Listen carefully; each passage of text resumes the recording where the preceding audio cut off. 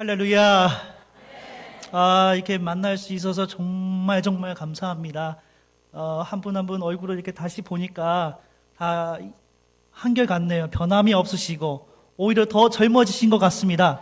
하나님께서 이 전을 통하여 우리 모든 성도인들에게 더 은혜를 베풀어 주심을 믿습니다. 제가 이 자리에 서기까지 참으로 여기까지 인도하신 것도 하나님의 은혜인 것 같습니다. 2015년도에 제가 교회를 사임을 한 이후에 제가 주로 한 일은 그 학업과 강의를 집중적으로 했습니다. 그래서 미주 장로회 신학교하고 클레어몬트에서 강의를 하면서 교회 사역을 내려놨기 때문에 제가 이제 목숨 걸고 공부를 해야겠다.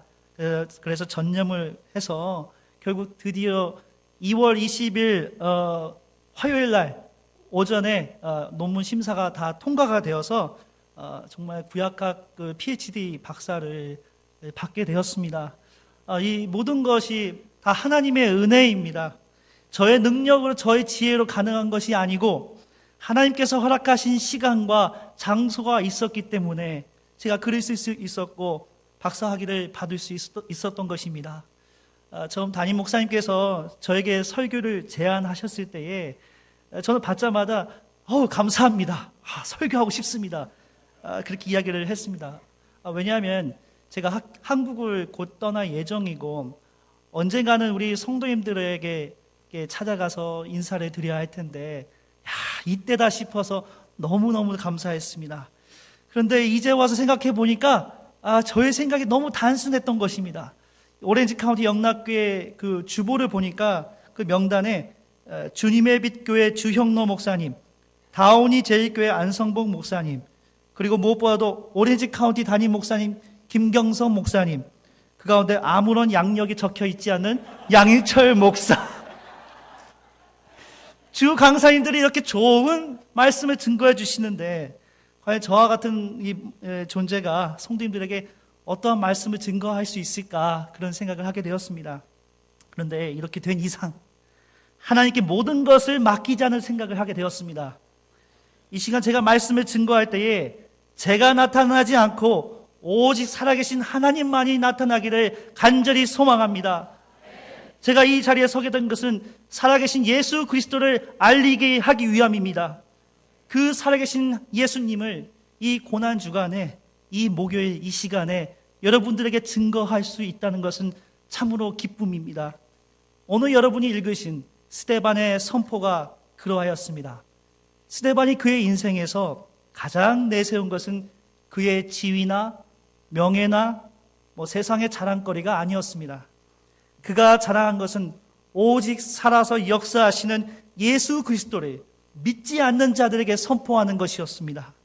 그렇기 때문에 스데반은 어떠한 고난도 능히 인내할 수 있었던 것입니다. 과연 살아계신 예수 그리스도를 선포한 스데반은 어떠한 사람이었을까요? 어떠한 사람이기에 최초의 순교자로서 그의 사명을 감당할 수 있었을까요? 첫째, 스데반은 은혜와 권능이 충만한 자가 될 수 있었던 것은 그가 오직 성령으로 충만한 자였기 때문입니다. 오늘 여러분이 읽으신 본문은 그 시대적 배경을 살펴보면 베드로와 모든 그 사도들이 담대하게 말씀을 선포할 때에 예루살렘을 중심으로 많은 사람들이 부흥을 했습니다. 이러한 상황에서 헬라파 유대인들이 있었는데요. 그 헬라파 유대인들에게 속한 과부들이 매일 구제에 빠지게 되는 것이었습니다. 그래서 이러한 상황 가운데 헬라파 유대인들은 자신들의 과부들이 자기의 본업을 하지 않고 자꾸 구제에 힘쓰니까 다른 쪽에 있었던 유대파 그리스도인들을 원망하기 시작하였습니다. 결국 12사도들은 모든 사람들을 불러 모아서 그 중에서 가장 사회적 봉사를 열심히 하고 열정적이고 성령으로 충만한 7명의 사람을 뽑게 됩니다. 스데반, 빌립, 브로고로, 니가노르, 디몬, 바메나, 니골라가 선택되었습니다. 특별히 스데반을 지칭하는 용어가 참으로 독특합니다. 은혜와 권능이 충만한 자입니다. 은혜와 권능이 충만한 자라는 것은 과연 무엇을 의미할까요? 은혜는 헬라어로 카리스입니다. 이 카리스는 내가 개발해서 얻을 수 있는 것이 아닙니다. 오직 하늘로부터, 하나님께로부터 받은 것이 바로 카리스입니다. 그래서 카리스마가 있다는 사람을 우리가 보면요, 그 사람이 선천적으로 하늘로부터 받은 선물이기 때문에 그 안에 카리스마가 있는 것입니다. 그리고 수나미스, 이 권능을 헬라어로 수나미스라고 하는데요, 이 수나미스 또한 강한 영향력을 만들 수 있는 존재를 의미합니다. 특히 누가는 이 강한 이적과 기사를 행사하는 존재로서 엘리야나 예수 그리스도를 표현할 때에 이 수나미스를 사용합니다. 스데반이 은혜와 권능이 충만하였다는 것은 자신의 능력이 아닙니다. 하나님으로부터 받은 것입니다. 그의 능력이 바로 엘리야나 예수 그리스도와 동일하다는 것을 의미합니다. 그렇다면 스데반은 어떻게 하여 은혜와 권능이 충만한 자가 되었을까요? 사도행전 6장 3절에 의하면 선출된 7명의 사람들은 성령과 지혜가 충만하였습니다. 특히 스데반을 지칭하는 말로 5절 말씀을 보면 믿음과 성령이 충만한 자라고 하였습니다. 결국 이 두 구절을 공통적으로 합치면 성령이 충만한 자인 것입니다. 성령으로 충만하였기 때문에 그는 지혜로웠습니다. 성령으로 충만하였기 때문에 그는 믿음을 굳게 지닐 수 있었던 것입니다. 스데반이 내세웠던 것은 자신의 학력도 지위도 권세도 아니었습니다. 오직 성령으로 충만하여 그로 말미암아 은혜와 권능이 자연스럽게 충만할 수 있었던 것입니다. 성령이 충만한 자는 세상을 보지 않습니다. 이 사도행전 6장 이후에 7장 말씀을 보면 공회 앞에서 이 스데반이 증거하는 말씀이 있습니다. 그 말씀 가운데에 아브라함, 모세, 그리고 다윗, 솔로몬, 그들의 믿음을 이야기를 하고 있습니다. 이 모든 믿음의 조상들은 그들이 세상을 바라보는 시각은 세상의 시각이 아니고 하나님께서 자신에게 주신 구원의 확신이었습니다. 더 이상 나는 세상에 속한 자가 아니라 하나님께 속한 자가 되어야 한다는 것입니다. 그리고 그들에게 주신 가장 큰 언약의 말씀은 예수 그리스도의 오심입니다. 그런데 그러한 믿음의 확신을 저버리고 예수 그리스도의 십자가에 못 박게 한 것은 군중들의 이기심과 두려움이었습니다. 사랑하는 성도 여러분, 예수 그리스도가 나의 구주라는 확신만 있다면 이 세상 그 누구도 감당할 수 없습니다. 예수 그리스도의 나의 구주로 마음 먹는 자는 하나님께 속한 자입니다. 바로 이 하나님께 속한 자는 성령 충만한 자입니다. 저는 우리 성도인들을 마주칠 때 너무너무 행복했습니다. 이 오렌지 칸두 영락교회 주차장에 세워서 이 자리로 걸어 한 발자국 한 발자국 걸어갔을 때 집사님들, 권사님들, 장로님들이 제 손을 잡고 반갑습니다, 반갑습니다 하는데 참으로 교회를 떠난 지 참 오래된 사람을 그렇게 기억을 해주시고 반갑게 해주시기 너무너무 행복했습니다. 무엇보다도 우리 이기래 권사님이 몇 주 동안 깍두기를 이렇게 오랫동안 담그셔갖고 제가 오는 거를 아시고 목사님 올 때까지 기다렸어요 하면서 깍두기를 주시는데 3년 전에 기억이 떠올랐습니다. 그 깍두기 정말 신맛이지만 너무너무 맛있는 그 깍두기, 제가 온다는 소식을 듣고 준비하신 게 얼마나 감사한지. 참으로 여러분 한 분 한 분을 보니까 성령 충만한 자입니다. 스데반이 성령 충만한 자였다면 반면에 그를 대항하여 변론한 사람들은 자유인이었던 구레네인, 알렉산드라인, 길리기아와 아시아에서 온 사람들입니다. 특별히 6장 9절에 있는 자유인으로 불리었던 구레네인의 존재를 보면요, 이 구레네인 존재들은 주후 63년에 폼페이우스 황제가 그 유대인들의 강제로 포로로 끌고 갔습니다. 그래서 그들에게는 자유가 없었습니다. 그러나 이후에 그들은 스스로 나중에 로마 시민권을 받게 되었고 이 구레네 그 도시에서 스스로가 로마 시민권으로서 지위를 획득할 수 있었던 것입니다. 더군다나 이 구레네라는 이 도시는 사도 바울의 고향인 다소와 가까운 곳입니다. 자기들의 고향을 자신 있게 이야기할 수 있었습니다. 자신들은 로마 시민권자였던 것입니다. 동시에 알렉산드리아인들이 등장합니다. 이 알렉산드리아인들의 도시는 알렉산드리아, 즉 주전 332년도에 알렉산더 대왕이 이집트의 나일강에서 한 14마일 정도 떨어진 곳에 알렉산드리아는 도시를 만들었는데, 그 도시의 사람들은 학적으로 아주 뛰어난 사람들이었습니다. 그래서 그곳에서 어떤 것을 만들게 되었냐면 70인역, 히브리어 성경을 헬라어로 번역하는 70인역을 만들게 되었습니다. 학적으로 뛰어나고 지위도 높고 로마 시민권이 있는 자들이 이 스데반이 갑자기 나타나서 하나님의 말씀을 선포하니 얼마나 마음 가운데 교만함이 있겠습니까? 네가 뭔데 이래라 저래라 하겠냐, 어떤 이런 교만한 마음이 있었을 것입니다. 그러나 그들 모두 스데반을 감당할 수 없었습니다. 왜냐하면 스데반 지사는 그가 지혜와 성령으로 말을 했기 때문에 능히 스데반을 대항하여 이길 수 없었던 것입니다. 그들 앞에서 당당하게 말씀을 선포하는 스데반을 바라보면 예수 그리스도께서 우리가 마음 가운데 떠오르게 됩니다. 사내들인 그 공회에서 아무 죄가 없는 그분이 많은 사람들 앞에서 하나님을 선포하고 살아서 역사하셔서 저 하늘 보좌 우편에 갈 그 인자의 말씀을 선포하는 예수 그리스도의 모습을 우리가 엿보게 됩니다. 여러분, 사도행전의 저자가 누구입니까? 혹시 아십니까? 사도행전의 저자는 누가일까요? 예, 누가입니다. 예, 사도행전의 저자는 누가입니다. 이거는 의도적인 겁니다. 누가가 기록한 예수 그리스도의 고난의 그 패턴이 스데반의 그 고난의 패턴과 똑같습니다. 즉 이것은 예수 그리스도의 고난은 스데반의 모습을 통하여 우리가 몸소 느낄 수 있는 것입니다. 우리의 삶 또한 스데반처럼 성령 충만한 자가 되려면 예수 그리스도의 고난에 나도 동참할 때에 가능할 것입니다. 세상이 주는 기쁨이 아니라 하나님 나라를 소망하는 예수 그리스도처럼, 스데반처럼 하늘에서 주는 그 기쁨으로 성령 충만한 자가 되어야 한다는 것입니다.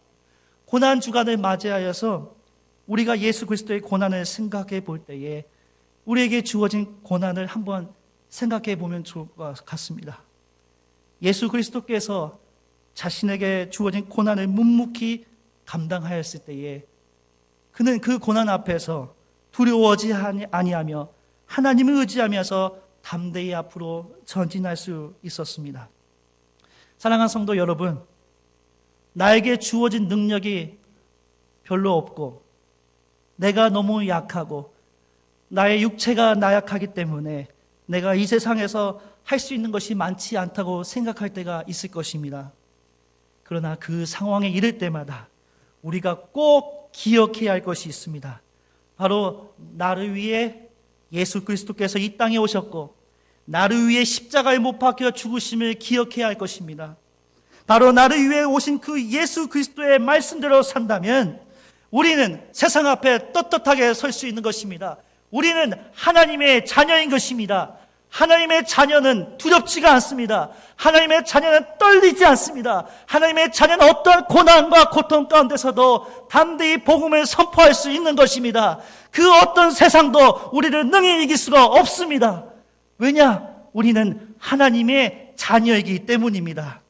하나님의 자녀는 은혜와 권능이 충만한 자입니다. 둘째로 은혜와 권능이 충만한 자 스데반에게는 사명감이 있었습니다. 스데반을 대항하여 싸우는 고발자들은 자신들의 지혜로 스데반을 스스로 고발할 수가 없었습니다. 그래서 의도적으로 스데반을 재판에 서게 합니다. 두 가지 이유로 재판에 서게 하는데요.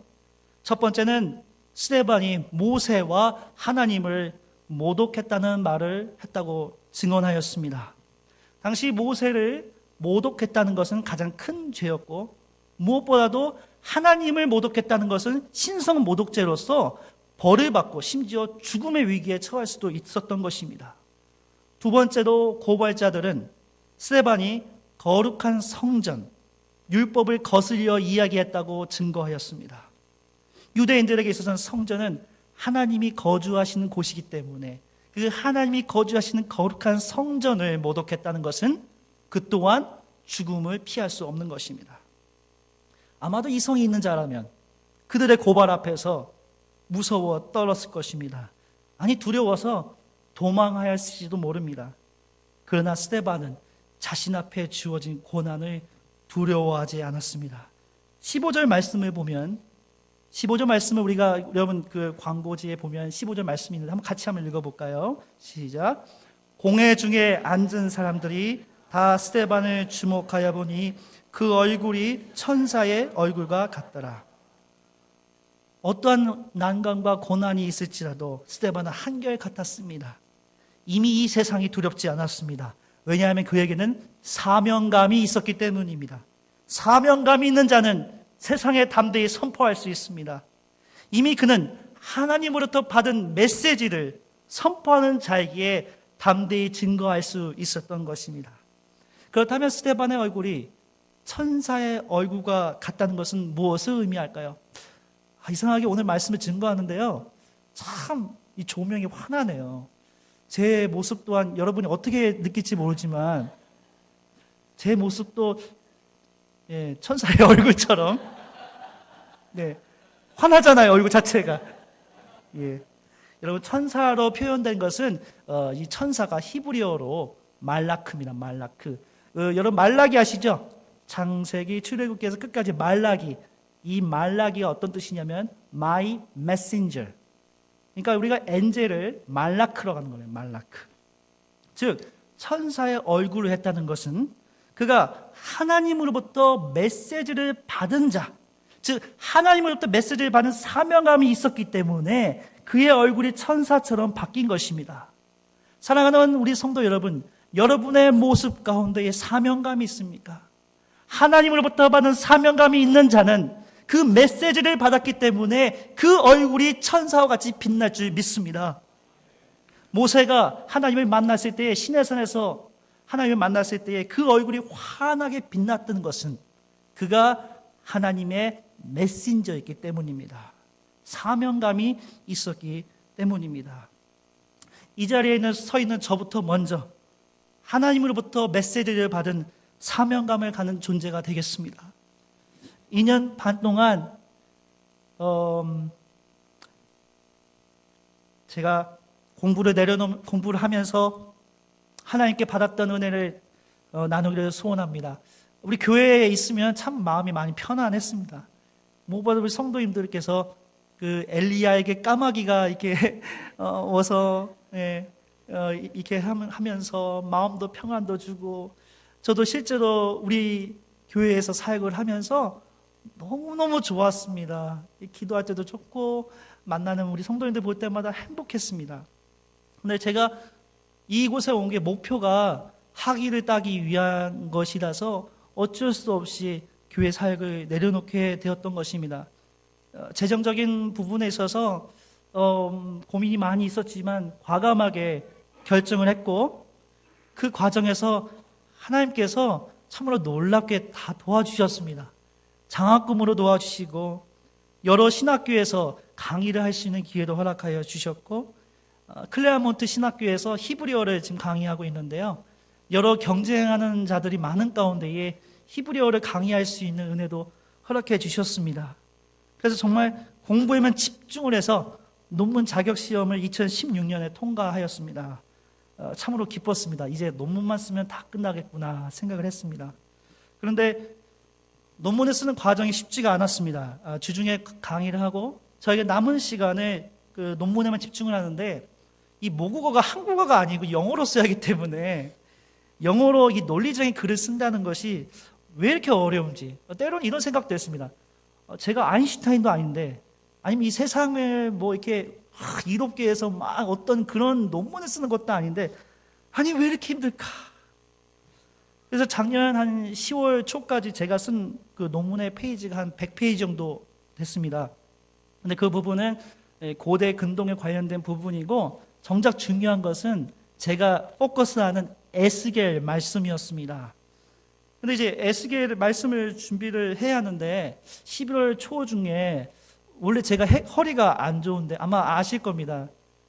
저 저 만나자마자 어떤 성도님들은 허리 괜찮으시냐고 하는데, 예, 허리가 무너지기 시작한 것입니다.